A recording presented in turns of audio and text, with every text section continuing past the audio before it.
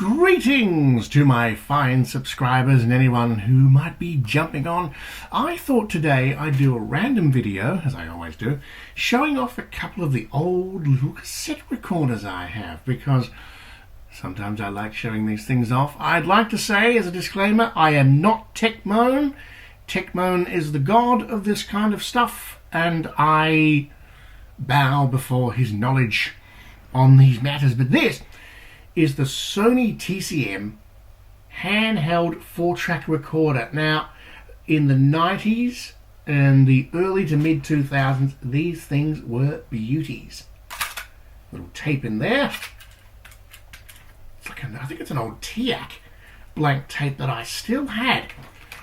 And we slide him in. Ooh. And on the front, it's got a few very interesting little buttons. It's got a cue function, so you can do your fast forward and play and do a few little cueings, which I've demonstrated.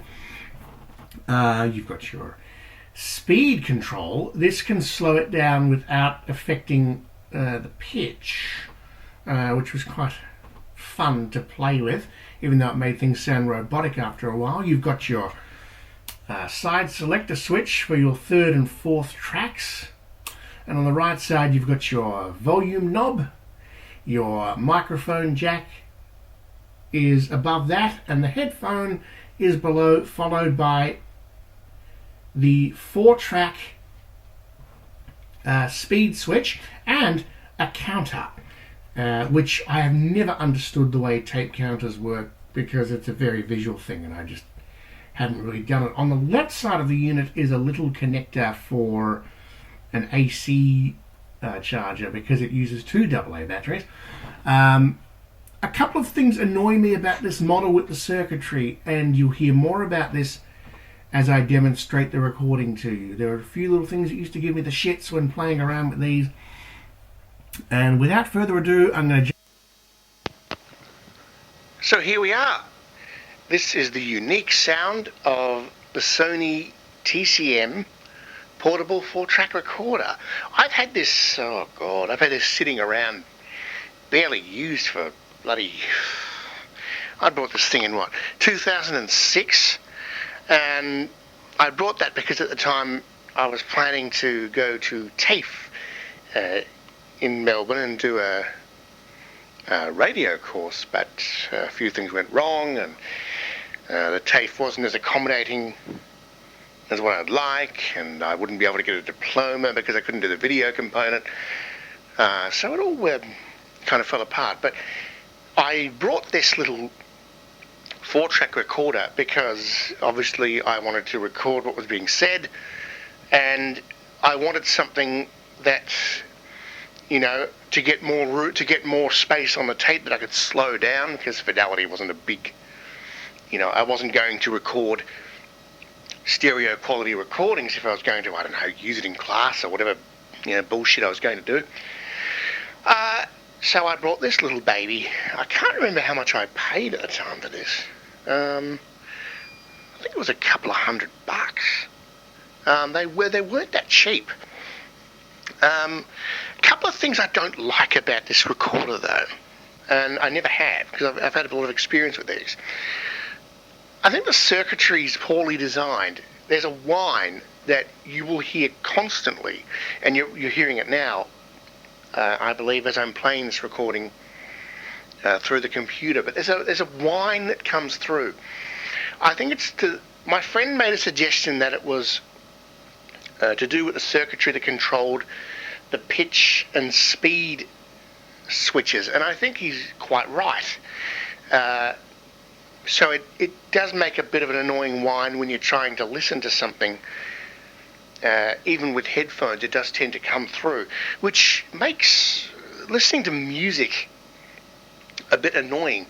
There's one thing I haven't figured out. I don't think it is stereo playable. So I think if you play stereo tracks, it will mix down to mono, but I can't remember. I haven't done it for very, very long time.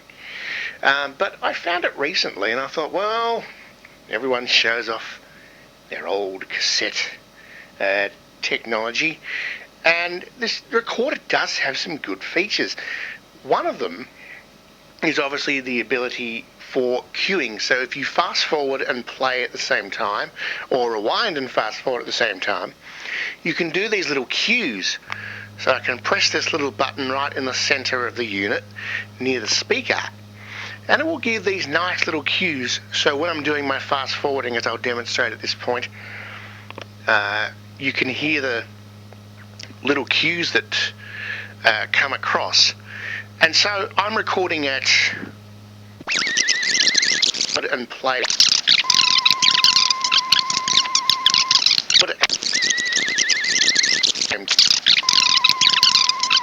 come across. And so I'm recording at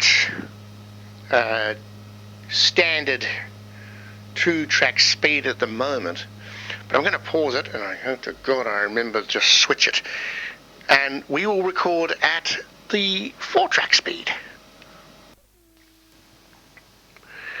Now there's a bit of a fault with mine. The 4-track switch can be a bit faulty, so it does have a tendency to suddenly speed back up to the standard 2-track recording speed.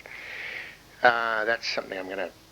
Well, I've done the old jiggle the switch because I assumed there was a bit of dust in there, and it seems to have fixed the problem temporarily. Oh God, I'm just talking absolute nonsense now.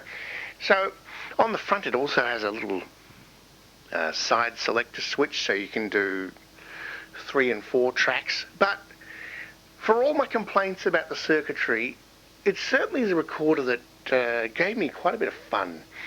You know, the standard slowing down what you're listening to, and because it slows down to a certain point without losing pitch, so you can slow it down, and obviously it gets more robotic the more you slow down. But it was quite fun when you were a kid, and I first played when I was 10 years old. No, actually, probably more like 11 or 12 actually, and I had great fun with this little system. But I'm going to stop talking now because you're probably just going to sleep. But there you are, there's my Sony Tcm handheld 4-track cassette recorder.